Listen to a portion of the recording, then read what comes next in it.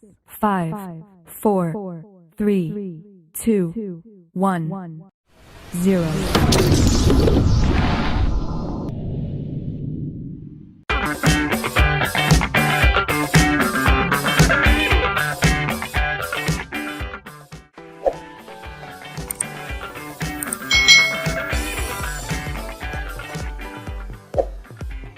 Hai. Selamat datang di channel YouTube Kak Citra. Apa kabar adik-adik semuanya? Kak Citra berharap kalian dalam keadaan yang baik, sehat, dan siap untuk belajar ya. Hari ini kita akan belajar bersama-sama untuk mata pelajaran tematik kelas 5. Nah, kita masih belajar di tema 5 nih tentang ekosistem. Subtema 2, hubungan antar makhluk hidup dalam ekosistem, pembelajaran yang ketiga. Mari adik-adik yang hebat, kita belajar dengan penuh semangat. Adik-adik yang hebat, hari ini kita akan belajar mengenai sistem subak di Bali, lalu mencari tahu informasi penting dalam bacaan, dan mengenal proklamasi sebagai peristiwa bersejarah bangsa Indonesia. Di sini ada percakapan Siti dan Udin. Sebagai sebuah negara kepulauan, selain memiliki keragaman ekosistem, Indonesia juga memiliki keragaman ketampakan alam yang luar biasa, kata Siti. Betul sekali Siti, keragaman kenampakan alam yang ada di Indonesia tentu akan mempengaruhi cara hidup penduduk yang menghuninya, kata Udin. Nah, adik-adik ya, di sini ada keragaman kenampakan alam yang ada di Indonesia. Ya, selain negara kita dikenal sebagai negara kepulauan, Indonesia itu juga dikenal sebagai negara agraris. Nah, hal ini menunjukkan bahwa sebagian besar penduduk di Indonesia itu bekerja sebagai petani dan nelayan, kata Siti. Adik-adik yang hebat, ketampakan alam atau kenampakan alam apakah yang ada di sekitar tempat tinggal kalian? Lalu berprofesi sebagai apakah sebagian besar penduduk di daerah tempat tinggal kalian? Nah, adik-adik, di sini Indonesia itu memiliki banyak sekali gunung berapi yang menyebabkan tanah di Indonesia itu subur dan mudah ditanami oleh tanaman pangan. Nah, tidak mengherankan kalau sebagian besar penduduk Indonesia itu memanfaatkan kesuburan tanah untuk bertani. Nah, para petani biasanya mengelola alam dan memanfaatkan setiap musimnya untuk menanam dan memelihara tanaman adik-adik. Nah, pengertian mereka tentang masa tanam dan masa panen itu dipengaruhi oleh pemahaman para petani tentang perubahan musim hujan dan musim kemarau. Nah, jadi para petani ini tahu ya kapan mereka harus menanam, kapan mereka harus panen, seperti itu. Nah, pada musim hujan air itu melimpah, sedangkan pada musim kemarau air itu sangat sedikit dan harus dibagi rata untuk semua petani. Oleh karenanya para petani ini membuat sistem pengairan atau irigasi ya adik-adik ya, secara mandiri seperti yang telah lama dilakukan oleh masyarakat petani di Bali. Nah, di sini sistem pengaturan air di Bali ya, pengaturan air ini bisa kita sebut dengan irigasi. Kalau di Bali itu disebut dengan subak. Nah, ingin tahu lebih banyak tentang subak? Mari kita baca artikel berikut ini. Sistem irigasi subak. Subak merupakan sekumpulan petani di Bali yang mengelola sistem irigasi yang ada di sebuah kawasan persawahan adik-adik. Nah, kawasan persawahan itu biasanya dibatasi oleh kenampakan alam seperti sungai, jurang, atau kenampakan lain yang jelas terlihat. Nah, satu kelompok subak itu biasanya memiliki satu sumber air yang mengalir ke sebuah sungai yang melewati atau berada di dekat dengan persawahan. Nah, para kelompok anggota subak ini ya menggunakan sistem gotong royong nih adik-adik, dan saling bantu dengan cara meminjam air, bukan hutang piutang adik-adik. Nah, dengan demikian setiap anggota itu harus bertanggung bertanggung jawab terhadap penggunaan air juga terhadap petani lain sesama anggota Subak. Nah, sistem irigasi Subak ini dipimpin oleh seorang pengatur yang disebut dengan Pekaseh atau Klean Subak. Nah, para Pekaseh ini bekerja sama dengan para kepala desa dan perangkat desa dalam menjalankan tugasnya. Para Pekaseh ini diangkat oleh petani, bukan oleh perangkat desa, adik-adik. Nah, mereka akan mengatur dan memberitahukan ketersediaan air pada areal persawahan kelompoknya. Apabila kekurangan air, sistem pinjam air ini akan dijalankan agar semua petani nanti mendapatkan air yang cukup untuk sawahnya, adik-adik. Nah, sistem irigasi Subak ini dibangun oleh masyarakat Bali itu sejak beratus tahun lalu sebagai bentuk kemandirian masyarakat dalam mengatasi persoalan air irigasi. Nah, semua persoalan pertanian itu dibahas secara bermusyawarah ya, dan perencanaan yang baik. Termasuk di dalamnya adalah membahas rencana pengairan. Nah, lalu membahas juga tentang cara menjaga kualitas air, jumlah air yang akan dialirkan, dan waktu pengairan. Nah, termasuk siapa saja yang akan melakukannya. Itu dilakukan dengan musyawarah, adik-adik. Nah, Subak tidak hanya memperhatikan sistem irigasi, tetapi juga memperhatikan asas kerjasama dan keadilan dengan menggunakan sistem meminjam air kepada anggotanya. Nah, dengan demikian tidaklah mengherankan nih jika pada tahun 2012 Subak ini diakui sebagai salah satu warisan dunia oleh UNESCO. Nah, pengakuan ini menjadi sebuah kebanggaan bagi bangsa kita. Kita juga perlu ikut bangga ya adik-adik ya dengan adanya Subak di Bali ini. Nah, berdasarkan bacaan di atas, mari kita lakukan kegiatan berikut. Kita tentukan pokok pikiran dan informasi penting dari bacaan menggunakan tabel seperti ini. Misalnya di paragraf 1, pikiran utamanya adalah Subak itu merupakan sekumpulan petani di Bali yang mengelola sistem irigasi. Nah, informasi penting apa yang kalian dapatkan dari paragraf 1? Misalnya bahwa satu kelompok Subak itu memiliki satu sumber air. Lalu para anggota Subak ini menggunakan sistem gotong royong dan saling membantu ya. Setiap anggotanya harus bertanggung jawab terhadap penggunaan air. Lalu di paragraf yang kedua, pikiran utamanya adalah sistem irigasi Subak ini dipimpin oleh seorang Pekaseh atau Klean Subak. Nah, informasi pentingnya apa? Nah, Pekaseh ini akan bekerja sama dengan kepala desa dan perangkat desa. Nah, para Pekaseh ini diangkat oleh petani. Nah, tugasnya apa Pekaseh ini? Mereka itu mengatur dan memberitahukan ketersediaan air pada areal persawahan kelompoknya. Lalu di paragraf yang ketiga, pikiran utamanya adalah sistem irigasi Subak ini dibangun oleh masyarakat Bali sejak beratus tahun lalu. Lalu informasi pentingnya adalah semua persoalan pertanian itu dibahas dengan musyawarah ya. Lalu Subak ini juga memperhatikan asas kerjasama dan keadilan. Lalu tahun 2012 Subak ini diakui sebagai salah satu warisan dunia oleh UNESCO. Nah, itu tadi ya pokok pikiran dan informasi penting dari bacaan tersebut. Nah, adik-adik kalian bisa nih membuat ringkasan berdasarkan bacaan tadi ya. Lalu kalian tuliskan nih ringkasan kalian. Nah, kalian bisa menuliskan ringkasan kalian dalam bentuk satu paragraf utuh dengan kalimat kalian sendiri. Kalian jangan lupa memperhatikan tanda baca dan huruf kapitalnya adik-adik.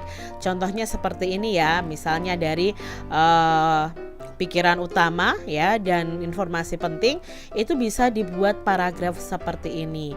Ini sebagai contoh saja. Nah, adik-adik bisa kembangkan dengan bahasa kalian sendiri. Adik-adik bersama dengan kelompokmu coba yuk kita diskusikan pertanyaan-pertanyaan berikut ya. Yang pertama ya, apakah tujuan dibentuknya Subak? Nah, Subak tadi tujuannya adalah untuk mengatasi persoalan air irigasi yang ada di Bali. Lalu apa saja nih manfaat yang diperoleh dari para petani dari sistem irigasi ini? Nah, yang diperoleh apa adik-adik? Nah, petani mendapatkan air yang cukup untuk sawahnya. Melatih petani itu bertanggung jawab terhadap penggunaan air. Lalu bagaimana cara menjaga kualitas air ya? Lalu manfaatnya apa? Mereka jadi tahu bagaimana membagi air dengan adil. Nah, seperti itu. Lalu apa sajakah peranan pekaseh? Nah, peranan pekaseh adalah bekerja sama dengan kepala desa dan perangkat desa dalam mengatur dan memberitahukan ketersediaan air pada areal persawahan kelompoknya. Bagaimana cara anggota kelompok Subak di Bali dalam mengambil keputusan? Nah, mereka mengambil keputusannya itu dengan cara musyawarah dan perencanaan yang baik. Lalu apa yang menyebabkan sistem Subak ini berhasil meraih perhatian dunia? Nah, yang menyebabkan ya Subak ini tidak hanya memperhatikan sistem irigasi, tetapi di sini juga memperhatikan asas kerjasama dan keadilan dengan menggunakan sistem meminjam air kepada anggotanya. Nah, jelaskan nih nilai-nilai persatuan dan kesatuan yang didapatkan dari sistem irigasi Subak di Bali ini. Di sini nilai persatuannya ya, misalnya 1, dalam pembagian air itu dilakukan dengan musyawarah. Jadi ada nilai di situ musyawarahnya ya. Lalu dilakukan dengan adil, tidak ada yang diuntungkan dan tidak ada yang dirugikan. Lalu mereka juga bekerja satu dengan yang lainnya. Ya, di sini saling meminjami air irigasi antara satu petani dengan petani lainnya. Nah, di sini adik-adik ternyata ada nilai persatuan dan kesatuan. Nah, ketampakan alam yang ada di Indonesia tentu akan mempengaruhi nih cara masyarakat dalam memanfaatkan sumber daya alam yang ada untuk kehidupannya. Berbagai upaya dilakukan manusia dalam memanfaatkan dan mengelola sumber daya alam tersebut. Nah, masyarakat petani di Bali tadi menggunakan Subak untuk membantu ketersediaan air sehingga terjamin usaha pertaniannya. Masyarakat petani Brebes adik-adik itu memanfaatkan daerahnya sebagai penghasil bawang merah loh adik-adik ya. Kelasnya sudah nasional. Nah, sedangkan masyarakat nelayan di Banyuwangi itu memanfaatkan hasil ikannya itu untuk diolah menjadi sarden yang dipasarkan di seluruh Indonesia. Jadi kenampakan alam ini juga mempengaruhi pekerjaan ya, atau mempengaruhi manusia dalam memanfaatkan sumber daya alam di sekitarnya. Adik-adik, nah bersama dengan teman kalian, coba kalian cari informasi mengenai kegiatan masyarakat Indonesia sebagai negara agraris dan negara kepulauan yang berkaitan dengan mata pencaharian mereka. Nah, beberapa contoh kehidupan masyarakat di atas itu dapat kalian gunakan sebagai sumber ide. Setelah kamu mendapatkan informasi, kalian bisa membuat tulisan non-fiksi ya, sebanyak 3 paragraf. Ingat ya, non-fiksi itu cerita karangan yang berdasarkan fakta dan data ya, tidak hanya khayalan belaka. Nah, contohnya di sini tentang kegiatan ekonomi agraris masyarakat di Indonesia. Indonesia merupakan negara agraris dengan luas lahan yang sangat luas. Nah, kegiatan ekonomi agraris adalah kegiatan ekonomi penduduk dalam memanfaatkan faktor-faktor alam, khususnya di bidang pertanian, termasuk di dalamnya adalah peternakan, perikanan, perkebunan, dan kehutanan. Nah, kegiatan ekonomi pertanian itu berpusat di daerah pedesaan yang masih menyediakan lahan yang cukup luas. Pertanian atau persawahan itu banyak diusahakan di daerah pedesaan Pulau Jawa, Pulau Sumatera, Kalimantan, Bali, dan sebagian Sulawesi. Nah, di wilayah Nusa Tenggara, budidaya pertanian persawahan itu kurang cocok diterapkan karena di wilayah tersebut curah hujannya itu relatif lebih sedikit bila dibandingkan dengan daerah lain. Nah, kegiatan ekonomi peternakan itu membudayakan hewan-hewan yang menjadi komoditas pangan yang dimanfaatkan tenaganya atau tujuan lainnya. Nah, daerah yang memiliki potensi pakan ternak seperti padang rumput, maka sebagian besar penduduknya itu bermata pencaharian di bidang peternakan. Misalnya nih adik-adik ya, penduduk di Sumbawa, Nusa Tenggara Timur itu banyak yang berternak kuda karena alamnya ini menyediakan pakan ternak yang berlimpah yaitu padang rumput. Kegiatan perkebunan dan kehutanan juga dapat diusahakan ya, juga banyak diusahakan oleh masyarakat di Indonesia. Nah, di wilayah Sumatera kegiatan ekonomi agraris ini didominasi oleh tanaman perkebunan. Sedangkan di wilayah Kalimantan, kegiatan ekonomi agraris itu didominasi oleh hutan primer dan hutan produksi. Sedangkan di wilayah Papua, kegiatan ekonomi agrarisnya itu masih didominasi oleh kegiatan kehutanan, perkebunan sagu, dan sistem pertanian lahan kering atau peladangan atau tegalan. Nah ini ya, ini adalah contoh gambar ya. Ada perkebunan, perikanan, peternakan kuda, lalu kehutanan. Berikutnya, kegiatan ekonomi agraris lainnya adalah di bidang pertanian. Nah, jenis perikanan darat itu banyak diusahakan di danau, sungai, dan rawa-rawa. Penangkapan ikan lebih intensif diusahakan di perairan sebelah barat Sumatera dan sebelah selatan dari Pulau Jawa. Lalu ada di perairan Aru serta perairan Laut Banda. Nah, perikanan di perairan Laut Jawa, Selat Malaka, dan Selat Makassar itu banyak menghasilkan udang dan ikan. Sedangkan mutiara adik-adik itu dibudidayakan di perairan Lombok, di perairan Aru, dan di perairan Maluku. Nah itu tadi ya informasi mengenai sistem agraris di Indonesia. Nah kita bisa tentukan pikiran utama dan informasi yang penting dari masing-masing paragraf yang ada. Ini contoh dari Kak Citra paragraf 1, 2, dan 3. Lalu ada di paragraf 4 dan 5. Ini adalah pikiran utama dan informasi pentingnya. Aku bangga dengan Indonesia yang memiliki keanekaragaman yang tinggi, tidak hanya keanekaragaman ketampakan alam, tetapi juga suku bangsanya, kata Udin. Jangan lupa bahwa semua yang kita peroleh saat ini juga berkat jasa-jasa para pahlawan bangsa, Din. Berkat merekalah kita dapat menikmati kemerdekaan dan dapat menjalankan negara dengan kemampuan kita sendiri tanpa diatur atau dikendalikan oleh bangsa lain, kata Lani. Lalu tepat sekali Lani, kemerdekaan adalah hak segala bangsa.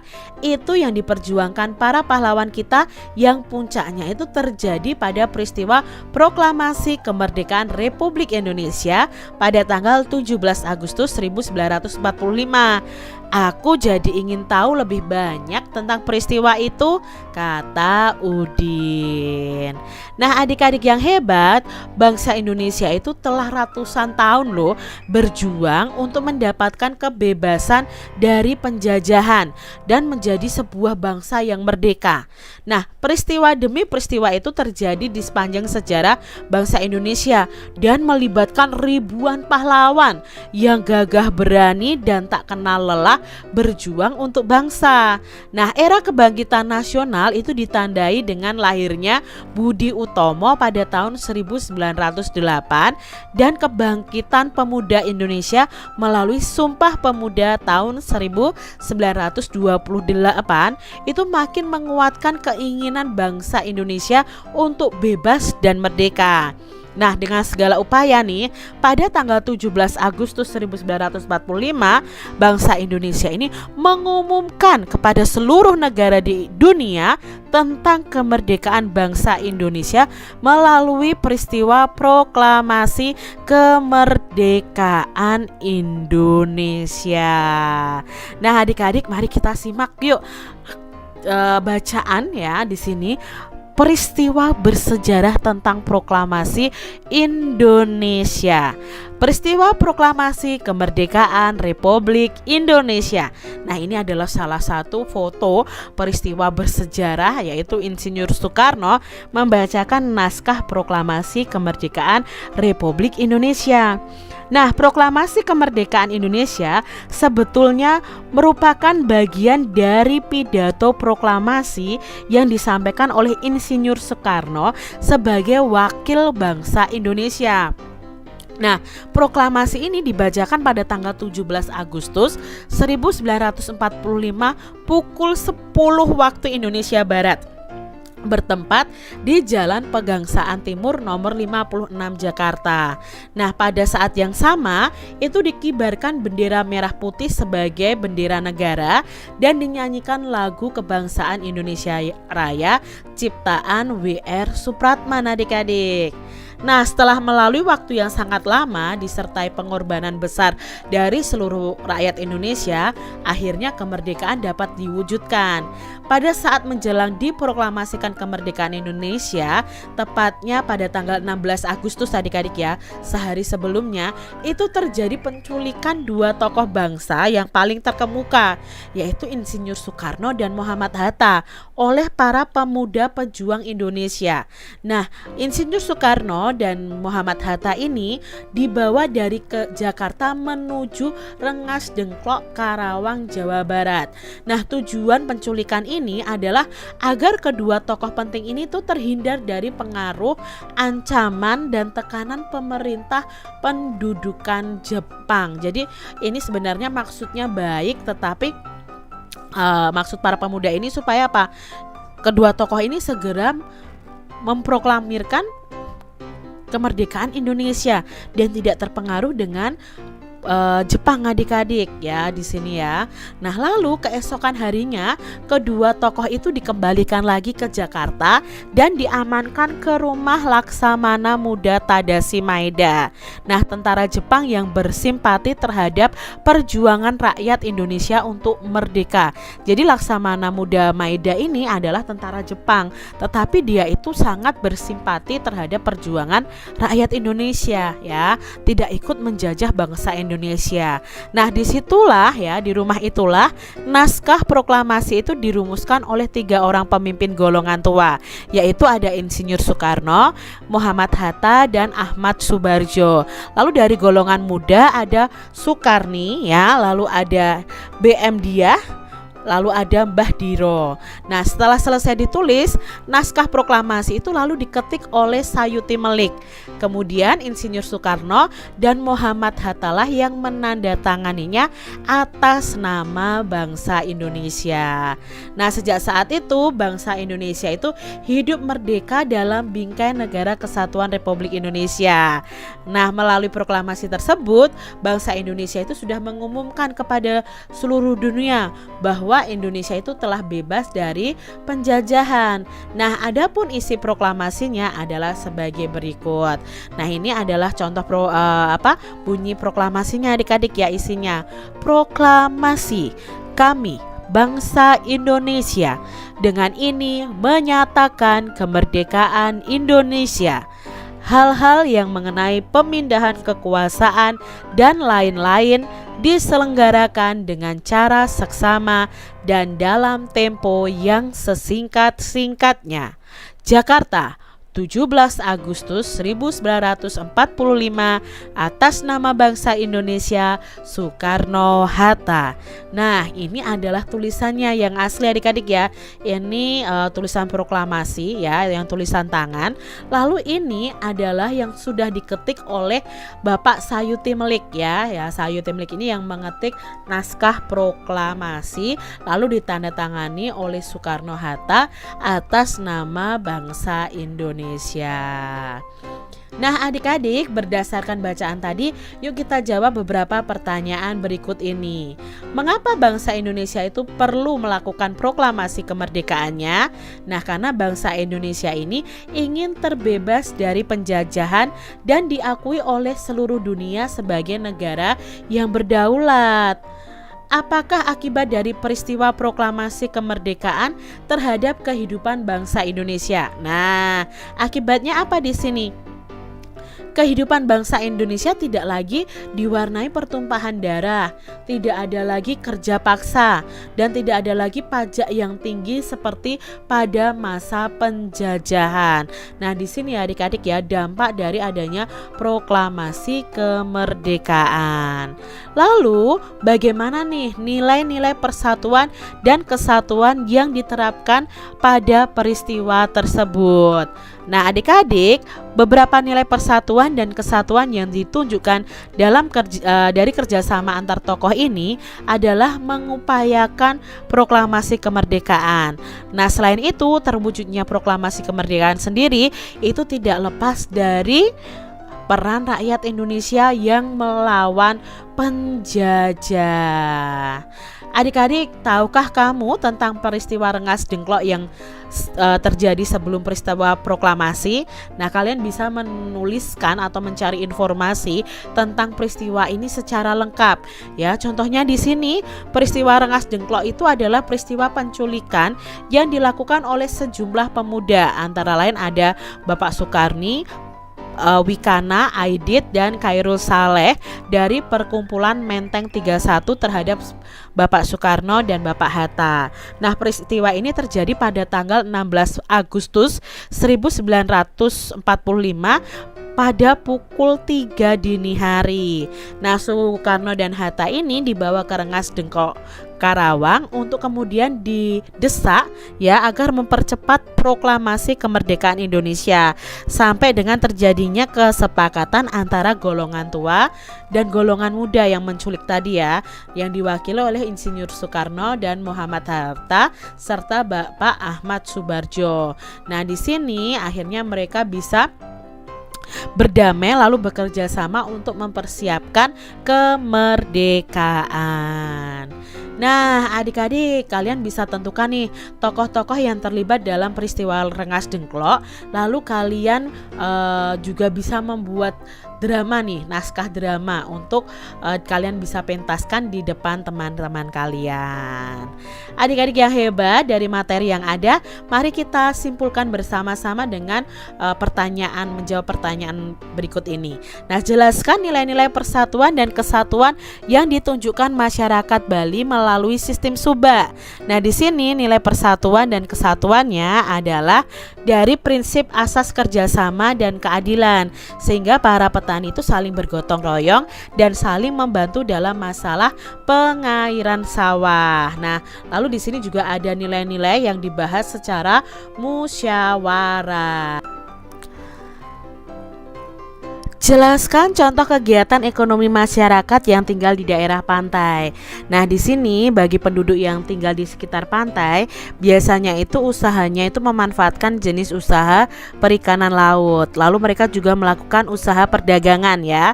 Biasanya ikan yang ditangkap itu langsung dijual adik-adik.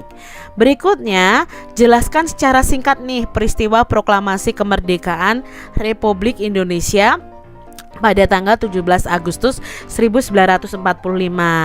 Nah, di sini ya peristiwa singkatnya itu ya Insinyur Soekarno dan Muhammad Hatta itu sempat diculik pada tanggal 16 Agustus tahun 1945, lalu akhirnya dibawa kembali ke Jakarta ke rumah Laksamana Muda Maida, dan pada tanggal 17 Agustus 1945 di sini dirumuskan ya oleh Bapak Ahmad Subarjo, Bapak Insinyur Soekarno dan Muhammad Hatta tentang naskah proklamasi yang akan dibacakan pada tanggal 17 Agustus pukul 10 nih adik-adik. Nah, naskah proklamasi ini diketik oleh Sayuti Melik dan ditandatangani oleh Insinyur Soekarno dan Muhammad Hatta atas nama bangsa Indonesia.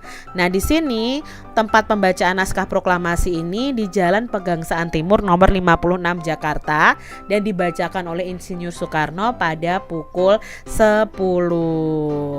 Nah, adik-adik, itu tadi ya sudah kita pelajari bersama ya tentang sejarah singkat dari peristiwa proklamasi kemerdekaan Republik Indonesia. Nah, tahukah kamu mengapa golongan muda itu meminta Insinyur Soekarno dan Muhammad Hatta untuk membacakan teks proklamasi kemerdekaan Republik Indonesia? Nah, golongan muda ini ingin mendengar kabar ya bahwa Indonesia itu harus segera merdeka, karena mereka itu sudah mendapatkan informasi bahwa Jepang itu sudah menyerah kepada sekutu dalam Perang Dunia Kedua pada tanggal 15 Agustus 1945. Maka golongan muda ini sudah melihat ada kesempatan untuk bangsa Indonesia boleh memproklamasikan kemerdekaannya. Apakah manfaat yang diperoleh rakyat Indonesia dengan adanya peristiwa proklamasi ini? Tentunya manfaatnya banyak ya adik-adik ya. Kehidupan bangsa Indonesia atau rakyat Indonesia lebih sejahtera ya. Tidak ada pertumpahan darah, tidak ada penjajahan. Nah, itu tadi adik-adik pembahasan kita di tema 5 subtema 2 pembelajaran yang ketiga. Mungkin terlalu banyak ya adik-adik ya, tetapi kalian bisa mendapatkan ilmu dari video pembelajaran ini. Nah, sampai jumpa lagi di video pembelajaran Kak Citra selanjutnya. Tuhan memberkati. Jangan lupa tekan tombol subscribe, lalu tekan loncengnya, tekan juga tombol like, lalu share ke media sosial kalian. Jangan lupa untuk ikuti media sosial Kak Citra. Terima kasih.